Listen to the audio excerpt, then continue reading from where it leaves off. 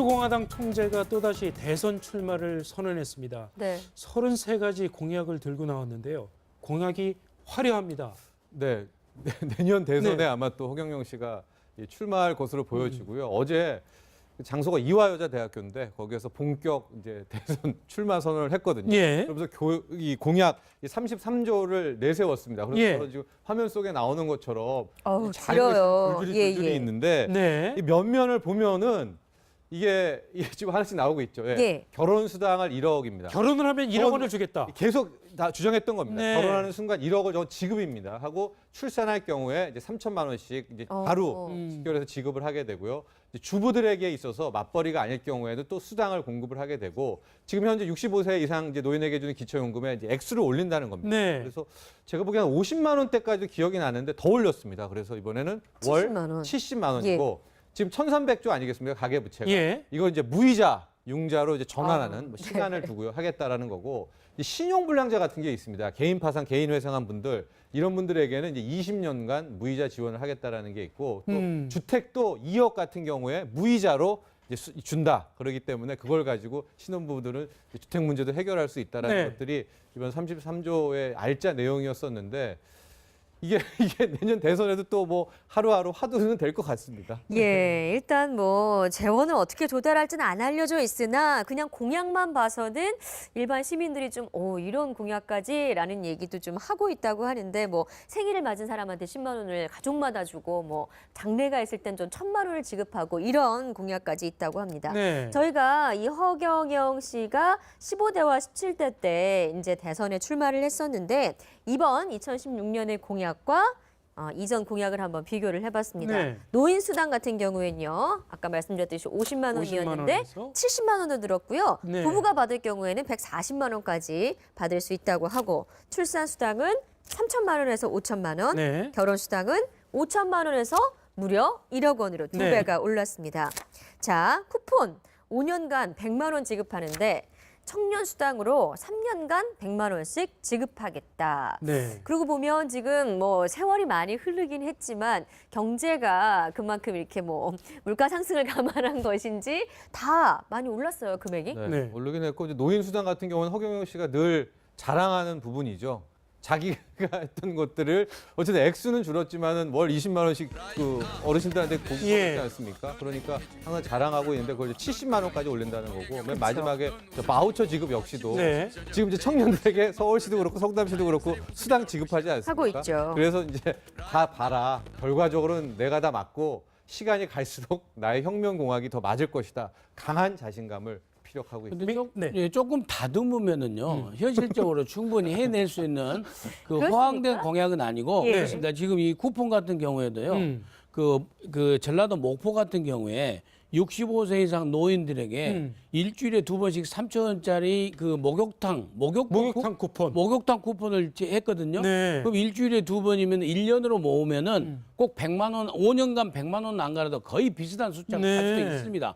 근데 실질적으로 그게 해보니까 여러 가지 이제 문제점 비판은 있었지만 실질적으로 해보니까 목욕탕 업소가 활성화되고 여러 예. 가지 지역 경제에 활성화된다는 그런 측면도 있었어요. 부작용도 있지만 물론 그렇군요. 깡에서 현금으로 써버리고 하지만 아무튼 말씀드리고 싶은 게 이런 게 하나하나 차근차근 뜯어서 정부 당국에서 실질적으로 해볼 만한 그런 공약도 있다라는 얘기죠. 네. 예. 이 지금 혁명 공약을 위해서 예산을 200조 원을 들이면 될 것 같다. 네. 사실은 뭐 우리나라 예산 한 400조 조금 넘는 돈 중에 그렇죠. 절반을 이렇게 일반 서민이나 중산층을 위해서 쓰겠다라는 건데 물론 뭐 국방비는 어떻게 하고 SOC는 어떻게 합니까? 뭐 좀 황당하게 들리긴 하지만 문제는 워낙 살기가 팍팍하다 보니까 참 이제는 좀 솔깃하게 들리기도 한다는 거죠. 아니 저는 그래요. 누리꾼들만 하는 얘기가 아니라 네. 그럼 200조 어디서 마련할래라고 네. 했을 때 이분이 얘기한 게 국회의원 숫자 100명 줄이겠다. 지방자치단체 하는 일 없지 않냐. 그렇죠. 그거 다 없애겠다.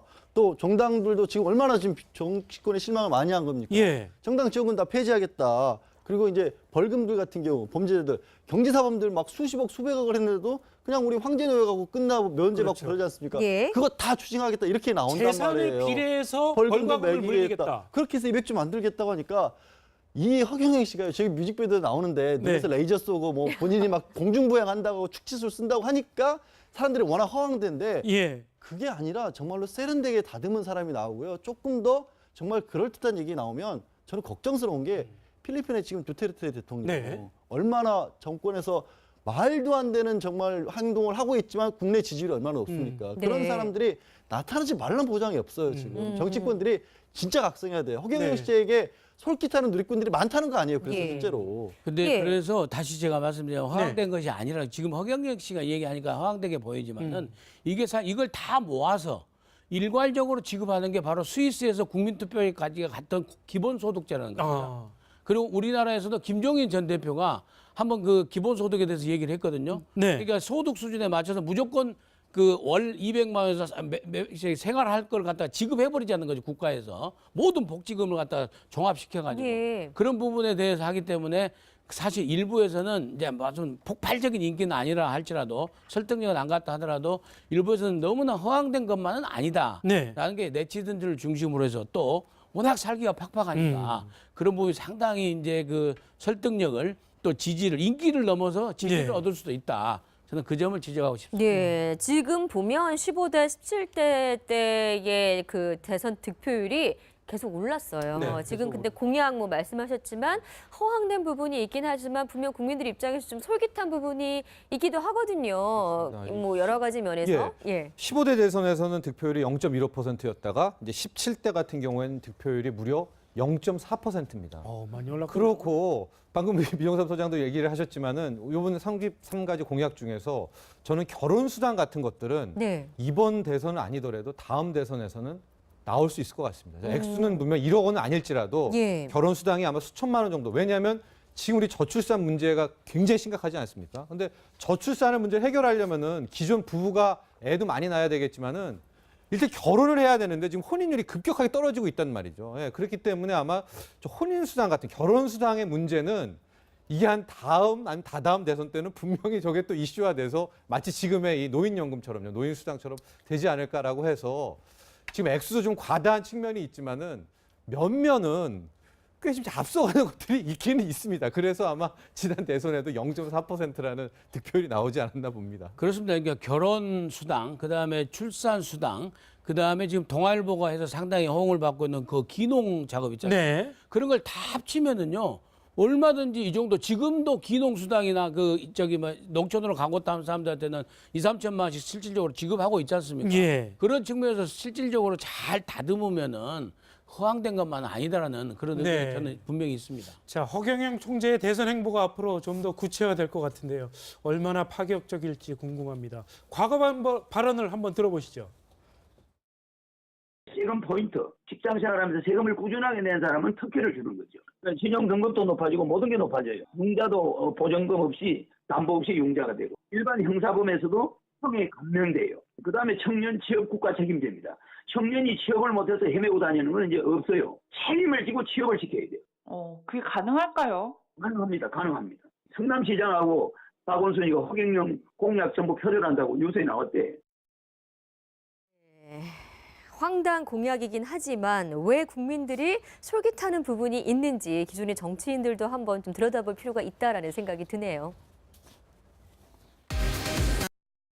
문제도 해결할 수 있다라는 네. 것들이 이번 33조의 알짜 내용이었었는데 이게 내년 대선에도 또 뭐 하루하루 화두는 될 것 같습니다. 예, 일단 뭐 재원을 어떻게 조달할지는 안 알려져 있으나 그냥 공약만 봐서는 일반 시민들이 좀 이런 공약까지라는 얘기도 좀 하고 있다고 하는데 뭐 생일을 맞은 사람한테 10만 원을 가족마다 주고 뭐 장래가 있을 땐 좀 1,000만 원을 지급하고 이런 공약까지 있다고 합니다. 네. 저희가 이 허경영 씨가 15대와 17대 때 이제 대선에 출마를 했었는데 이번 2016년의 공약과 이전 공약을 한번 비교를 해봤습니다. 네. 노인 수당 같은 경우에는요, 아까 말씀드렸듯이 50만 원이었는데 50만 70만 원을 늘었고요. 네. 부부가 받을 경우에는 140만 원까지 받을 수 있다고 하고 출산 수당은 3천만 원에서 5천만 원, 네. 결혼 수당은 5천만 원에서 무려 1억 원으로 두 네. 배가 올랐습니다.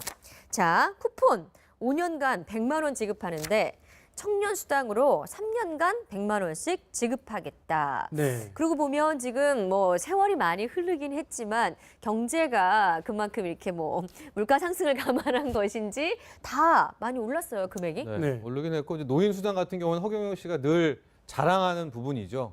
자기가 했던 것들을 어쨌든 액수는 줄었지만은 월 20만 원씩 그 어르신들한테 보고 예. 있지 않습니까? 그러니까 항상 자랑하고 있는데 그걸 이제 70만 원까지 올린다는 거고 맨 마지막에 저 바우처 지급 역시도 네. 지금 이제 청년들에게 서울시도 그렇고 성남시도 그렇고 수당 지급하지 않습니까? 하고 있죠. 그래서 이제 다 봐라. 결과적으로는 내가 다 맞고 시간이 갈수록 나의 혁명공학이 더 맞을 것이다. 강한 자신감을 피력하고 있습니다. 근데 네. 예, 조금 다듬으면은요 현실적으로 충분히 해낼 수 있는 그 그렇습니까? 허황된 공약은 아니고 예. 그렇습니다. 지금 이 쿠폰 같은 경우에도요 그 전라도 목포 같은 경우에 65세 이상 노인들에게 일주일에 2번씩 3,000원짜리 그 목욕탕 쿠폰을 했거든요. 네. 그럼 일주일에 2번이면 1년으로 모으면은 꼭 100만 원, 5년간 100만 원 안 가라도 거의 비슷한 숫자가 네. 갈 수도 있습니다. 근데 실질적으로 그게 해보니까 여러 가지 이제 문제점 비판은 있었지만 실질적으로 해보니까 목욕탕 업소가 활성화되고 예. 여러 가지 지역 경제에 활성화된다는 그런 측면도 있었어요. 부작용도 있지만 물론 그렇군요. 깡에서 현금으로 써버리고 하지만 아무튼 말씀드리고 싶은 게 이런 게 하나하나 차근차근 뜯어서 정부 당국에서 실질적으로 해볼 만한 그런 공약도 있다라는 얘기죠. 네. 예. 이 지금 혁명 그런 네. 사람들이 나타나지 말라는 보장이 없어요 지금. 정치권들이 진짜 각성해야 돼요. 허경영 네. 씨에게 솔깃하는 누리꾼들이 많다는 거 아니에요. 그래서 예. 실제로. 근데 예. 그래서 다시 제가 말씀드리면 허황된 것이 아니라 지금 허경영 씨가 얘기하니까 허황되게 보이지만은 이걸 다 모아서 일괄적으로 지급하는 게 바로 스위스에서 국민투표까지 갔던 기본소득제라는 겁니다. 아. 그리고 우리나라에서도 김종인 전 대표가 한번 그 기본소득에 대해서 얘기를 했거든요. 네. 그러니까 소득 수준에 맞춰서 무조건 그 월 200만 원에서 생활할 걸 갖다 지급해버리자는 거죠. 국가에서 모든 복지금을 갖다 종합시켜가지고 예. 그런 부분에 대해서 하기 때문에 사실 일부에서는 이제 무슨 폭발적인 인기는 아니라 할지라도 설득력은 안 갔다 하더라도 일부에서는 너무나 허황된 것만은 아니다라는 네. 게 네티즌들을 중심으로 해서 또 워낙 살기가 팍팍하니까 그런 부분이 상당히 이제 그 설득력을 또 지지를 인기를 넘어서 지지를 네. 얻을 수도 있다. 저는 그 점을 지적하고 싶습니다. 예, 지금 보면 15대, 17대 때의 그 대선 득표율이 계속 올랐어요. 네, 지금 근데 공약 뭐 말씀하셨지만 허황된 부분이 있긴 하지만 분명 국민들 입장에서 좀 솔깃한 부분이 있기도 하거든요. 그렇습니다. 뭐 여러 가지 면에서. 예. 15대 대선에서는 득표율이 0.15%였다가 이제 민주공화당 총재가 또다시 대선 출마를 선언했습니다. 네. 33가지 공약을 들고 나왔는데요. 공약이 화려합니다. 네, 내년 대선에 네. 아마 또 허경영 씨가 출마할 것으로 보여지고요. 어제 장소가 이화여자대학교인데 거기에서 본격 이제 대선 출마 선언을 했거든요. 예. 그러면서 이 공약 33조를 내세웠습니다. 그래서 예. 바로 지금 화면 속에 나오는 것처럼 어우, 잘 길어요. 줄줄이 예, 줄줄이 예. 있는데 네. 이 면면을 보면은 이게 지금 하나씩 나오고 있죠. 예. 예. 결혼 수당을 1억입니다. 결혼을 하면 1억 원을 주겠다. 계속 다 주장했던 겁니다. 네. 결혼하는 순간 1억을 저 지급입니다. 하고 출산할 경우에 이제 3천만 원씩 이제 바로 직결해서 지급을 하게 되고요. 이제 주부들에게 있어서 맞벌이가 아닐 경우에도 또 수당을 공급을 하게 되고 지금 현재 65세 이상 이제 노인에게 주는 기초연금에 이제 액수를 올린다는 겁니다. 네. 그래서 제가 보기에는 50만 원대까지도 기억이 나는데 더 올렸습니다. 그래서 이번에는 월 70만 원. 70만 원이고 지금 1,300조 아니겠습니까? 가계부채가. 예. 이걸 이제 무이자, 융자로 이제 전환하는 뭐 시간을 두고요 하겠다라는 거고 이 신용불량자 같은 게 있습니다. 개인 파산, 개인 회생한 분들 이런 분들에게는 이제 20년간 무이자 지원을 하겠다라는 게 있고 또 주택도 2억 같은 경우에 무이자로 이제 준다. 그렇기 때문에 그걸 가지고 신혼부부들은 주택 공약을 위해서 예산을 200조 원을 들이면 될 것 같다. 사실은 뭐 우리나라 예산 한 400조 조금 넘는 돈 중에 그렇죠. 절반을 이렇게 일반 서민이나 중산층을 위해서 쓰겠다라는 건데 물론 뭐 국방비는 어떻게 하고 SOC는 어떻게 합니까? 뭐 좀 황당하게 들리긴 하지만 문제는 워낙 살기가 팍팍하다 보니까 참 이제는 좀 솔깃하게 들리기도 한다는 거죠. 아니, 저는 그래요. 누리꾼들만 하는 얘기가 아니라 그럼 200조 어디서 마련할래라고 네. 했을 때 이분이 얘기한 게 국회의원 숫자 100명 줄이겠다. 지방자치단체 하는 일 없지 않냐. 그렇죠. 그거 다 없애겠다.